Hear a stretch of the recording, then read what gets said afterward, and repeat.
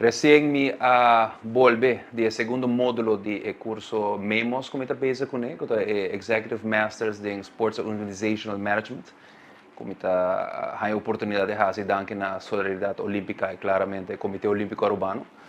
Segundo módulo, eu tomo lugar na Ciudad de México, onde eu me hospedar no centro de treinamento, onde o Comitê Olímpico Mexicano está situado.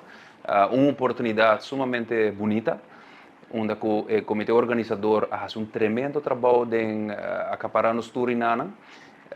Importante para marcar tá claramente que projeto assim não está solamente o projeto final que você entregar, sino também módulo na presencial que você trabalha, onde que nana você receber mais de 12 semanas de lesson intensiva de diferentes professores que forma parte do curso aqui,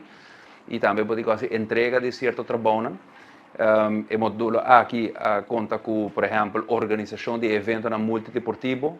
conta com lesson de finanças, conta com lesson de recursos humanos e através de diferentes lessons e tarefas que nós fazemos como equipo, logra determinar isso aqui exitosamente. Mais de 30 participantes de diferentes países estão dominando o curso aqui.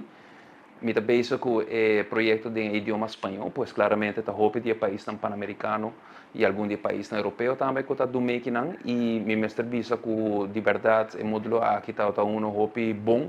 no sentido que ele aporta hope na ideia do projeto como me penso com ele, e agora que nós está preparado para assinar durante o módulo final, o último módulo presencial, que lo